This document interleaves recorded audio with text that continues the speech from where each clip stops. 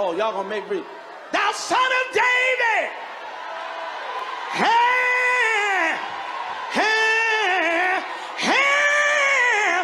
have mercy on me. Have mercy on me. Now, here goes the issue. Jesus never saw the blind man like with the 10 lepers. You preached it. He never saw them. He was going through Samaria to take a shortcut to get where he was going, taking a bypath that the Jews basically didn't take. They'd rather take the long way to get where they were going.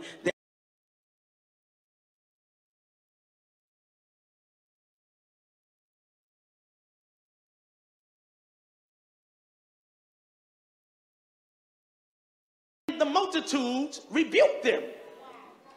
That's what's happening around the world now. Too much noise. All that jumping and screaming. Sit down and learn something. Do you know how many folk learned and earned and got degrees and can't get a job? Because your God became your books.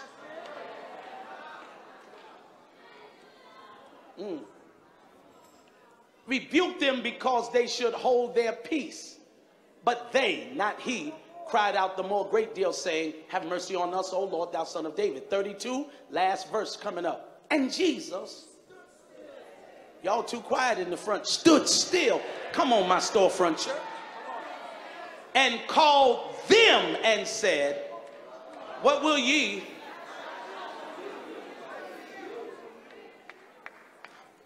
Go on and read 33, because y'all having church up here. They get mad now. They said unto him, Lord, that our eyes may be open. 34. So Jesus had compassion on them and touched their eyes. And immediately, and they followed him. Catch this, Bishop. This is only you and I and a few of your leaders and pastors who study the Bible so that we can feed the sheep every week. Every leader, catch this. The man in Matthew or Mark 10, he gets a miracle too, but Jesus does not lay hands on him. So these are not the same people. Look at folk, they got quiet. All right, go back to Mark 10 because they think I'm messing with the Bible. And go to verse 48 so they can read it with me, especially my church up here. Mark 10, verse 48. I'm sorry I'm working you sound people. Bishop gonna pay y'all some more money. Come on, put it up there. Being that you've been reading with me, help me. And many charged him that he should hold his peace, but he cried the more great deal, thou son of David, y'all ain't read, have mercy on me. 49. Listen, let me say, the other one said us, this one says me. I want 80 me's to jump up on this. Sometime you got to do you and nobody else. Lord, I done run out of helping everybody. I need you to do something for.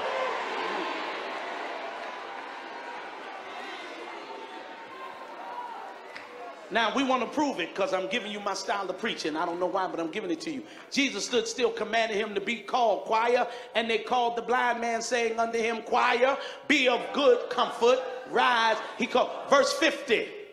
And he casting away his garments, rose and came to Jesus. 51.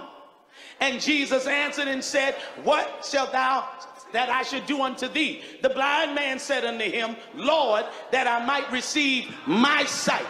52, y'all got it right here. And Jesus said unto him, go thy way, thy faith.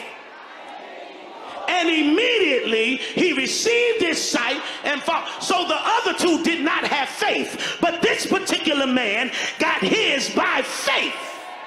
The others through compassion.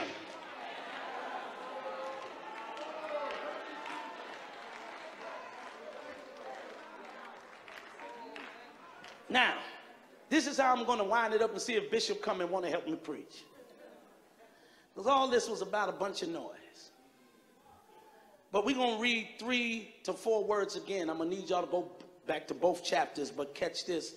And I see if Bishop at least step like he going to bless me. Let's go back to Mark 10, verse 46. And let's just read the first few words. Please help me just read to the colon, all of y'all. And they came to Jericho. Stop. Read it again. Oh, y'all don't like my new style of preaching? Read it again.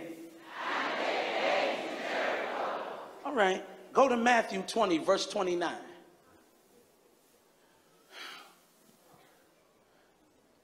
I hope y'all got that in your spirit. Come on, Matthew. Are y'all ready? Read. And as they departed, stop. No, read it again. What did the first one say? This is the topic of my sermon, and to anyone who praises God, I promise you miracles starting Tuesday for the rest of the year. The Lord said to all of you who didn't scream and didn't want to and been talked out of it and don't like loud praise, but now you read the text, the sermon topic is either get it coming or get it going. Now, either way you do it. If you didn't do it when you came, make sure you do it before you get out of here.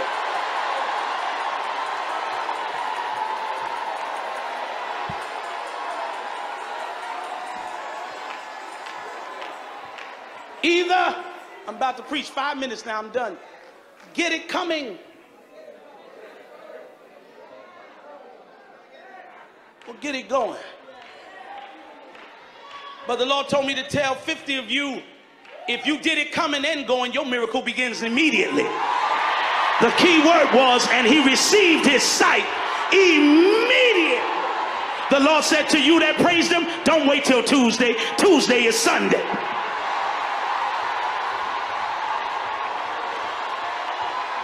What's in my shot? Here's how we gonna close.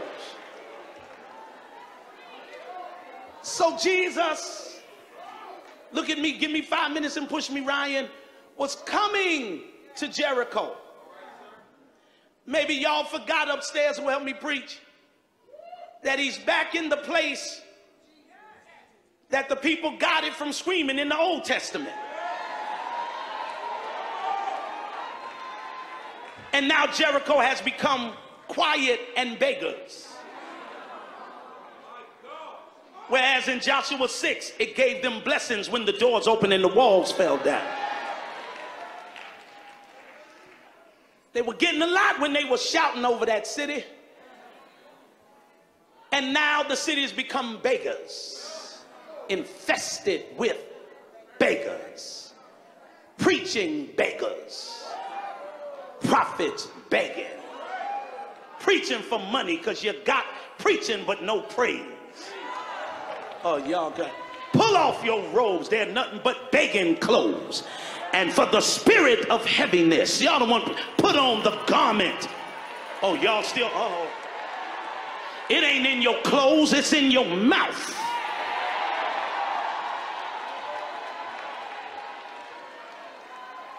Jesus comes to Jericho, and being that, y'all help me, he is God in the flesh.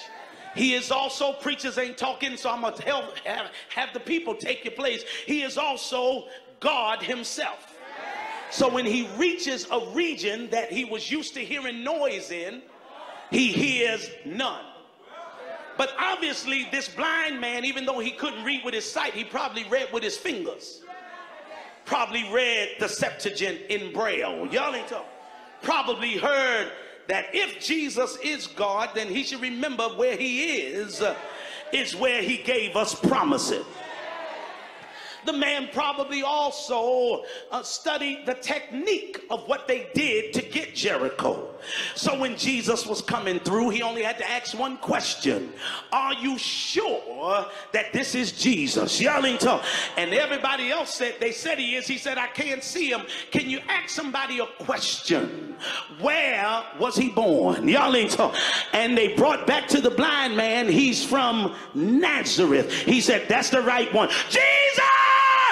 Because you have to not just know God, you got to know where your God is from.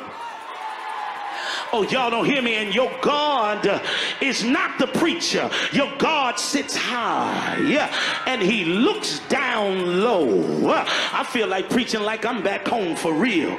He hears that it's Jesus. He gets loud. Then when they threaten him, some of you standing but ain't talking, he gets louder. When he gets absolutely loud, Jesus stands still.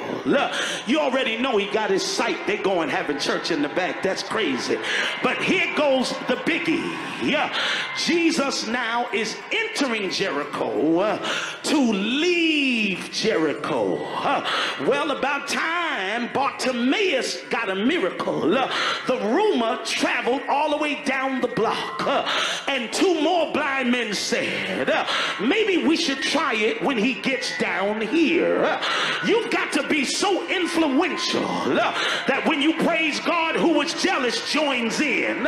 You got to find somebody that says every time they praise, they get a miracle. See, what you do can be infectious. And God said, if anybody in here can make somebody else praise me, I'll double your miracle. So Jesus, get ready, Sean. Jesus is coming into the city. I got 2 minutes.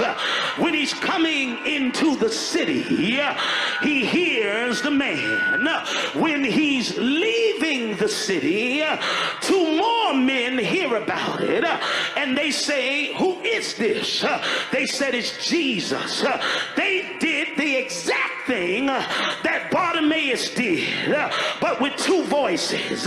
A solo became a duet. A duet can become a choir. An ensemble can become a quartet. A quartet can be a praise team. A praise team can become a choir. A choir can become a church.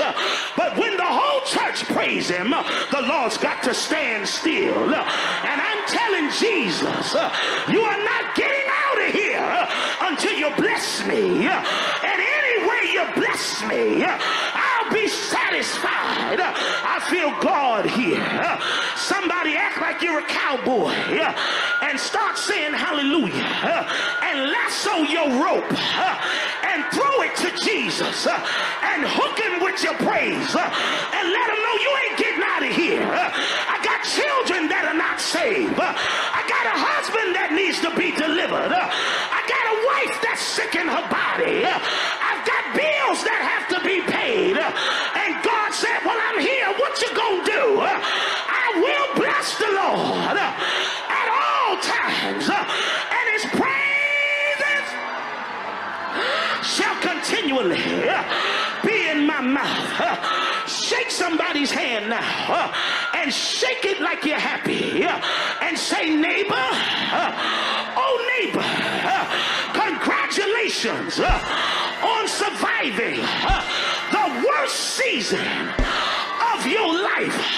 Now ask your neighbor, how did you survive? Tell him, I heard the voice of Jesus walking through my garden, and I told the Lord, if you need somebody, here am I. Living, he loved me. Dying, he saved me. Buried, he carried my sins far away, and rising, he justified. I said, rising, he justified. I said, rising, he justified. Freed me forever. Touch somebody and tell them, neighbor, don't you get mad at me. Tell them I can get a miracle as a solo, but I'm looking for a duet. So when I go higher, I can take you with me. When I get a promotion, I can take you with me. When I get a ministry, we can minister together. When I buy my house, you can be my neighbor. So when I'm screaming, it won't disturb you, because you go holler back. And all you need is somebody that when you holler, they holler back. Goodness and mercy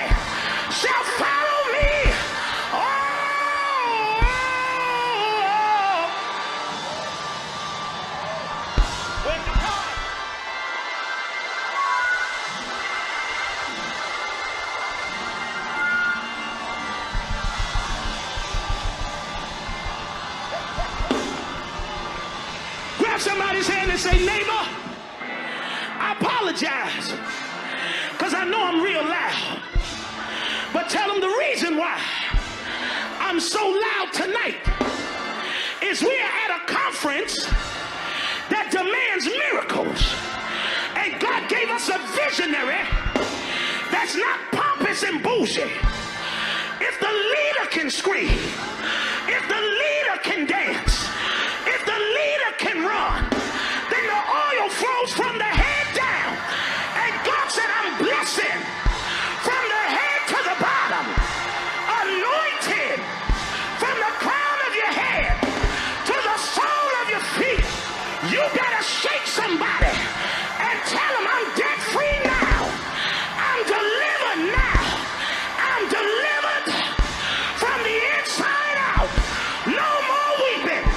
No more crying. No more worrying. No more frustration.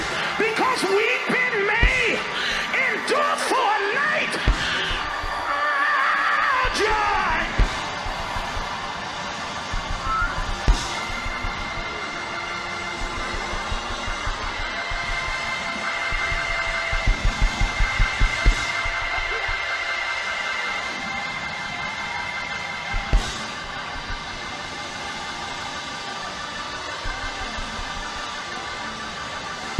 And when the music stops, that's when your mouth